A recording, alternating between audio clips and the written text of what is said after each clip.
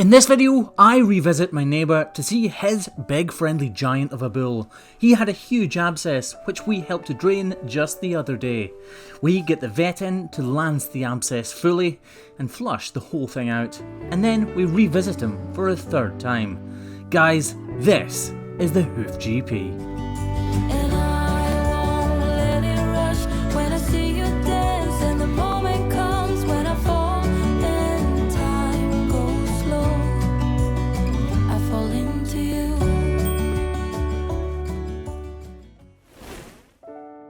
So in my last video, I headed next door to a farmer who had a bull with a seriously sore back left foot.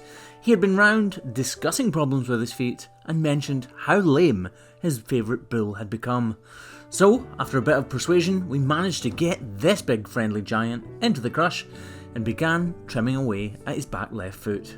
As you can see, he has a swollen ankle, but we can still help him through trimming. We applied 2 blocks to take the weight completely off that ankle and that digit, and then we trimmed away all of the excess, overburdening and disconnected tissue to make sure that that abscess didn't connect down to the bottom.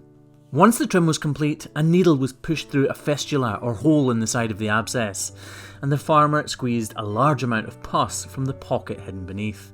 We sprayed it with oxytetracycline and the farmer administered pain-relieving drugs. As you can see, this big fella still had some serious problems and was seriously feeling his feet. So, we hoped for the best and called for the vet. Fast forward 2 days and we're back on the farm, and this is Rupert, the local vet, tending to this big guy's abscess.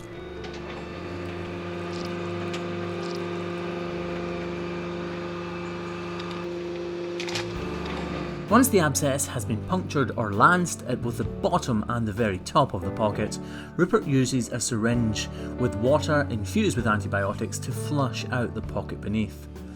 But the holes created are not quite big enough, and all of the pus can't be easily extracted. So, out comes the scalpel blade again to make it slightly bigger, and then the process of flushing really begins.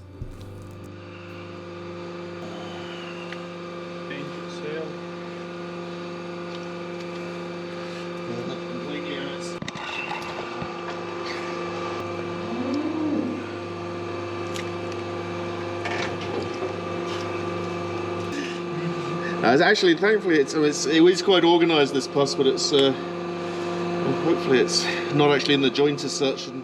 Rupert's explaining that the consistency of the pus being released isn't that of the consistency that he would expect if this abscess was within the joints of this big bull's skeleton. And that is really good for the farmer because it means there is a much higher likelihood of a full recovery.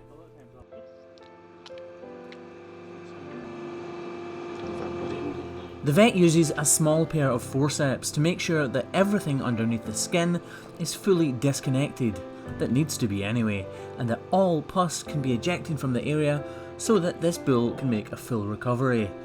Once that's done, it's flushed out for a final time before a tube of antibiotics infused with steroids is injected into the area. These antibiotics will stay there for the next 24 hours, when I'll return with my crush in tow to flush this out once again and inject another tube of antibiotics. And for you guys, you're just about to see that, so hang around for another few seconds. As you can see, he's actually walking better than he was the other day, but the proof will be tomorrow when we return, which is actually right about now. So 24 hours have passed and we're leading the bull in for a third and final time. As you can see, he's coming up the rear, keen as can be.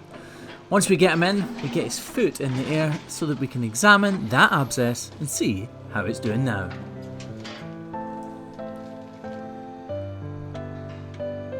Straight away you can see, or at least hopefully you can see, that there is a good reduction in size and it's cleaning up really nicely.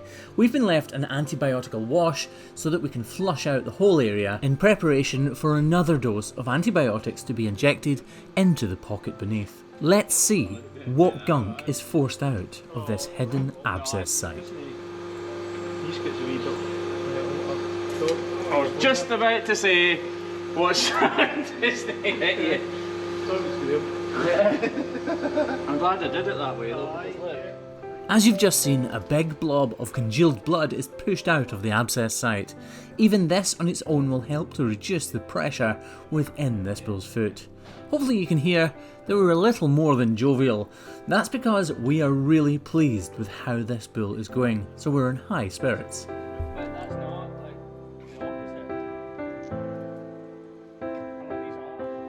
As you can see, the colour of the water being expelled from the area is really clear, and that's a fantastic sight. Now we're ready to inject this tube of antibiotics into the abscess site. I've shown you many cases over the last couple of years on the channel where I said vet intervention would be a fantastic option for a specific cow, and this is exactly what I've been talking about. This is not something that I as a hoof trimmer would be allowed to administer or allowed to instruct a farmer to do because it's not my profession. But as you can see, we've come together as a trio, and this big bull is looking all the better for it. He does need his other feet trimmed, but right now we're concentrating on that abscess. We weren't sure if this was going to happen, but he's clearly recovering and doing it much quicker than I thought he would. For now guys, Lancelot, this big bull, just needs some rest, some TLC and a bit of time. Thanks for watching guys. Remember to make sure you've subscribed.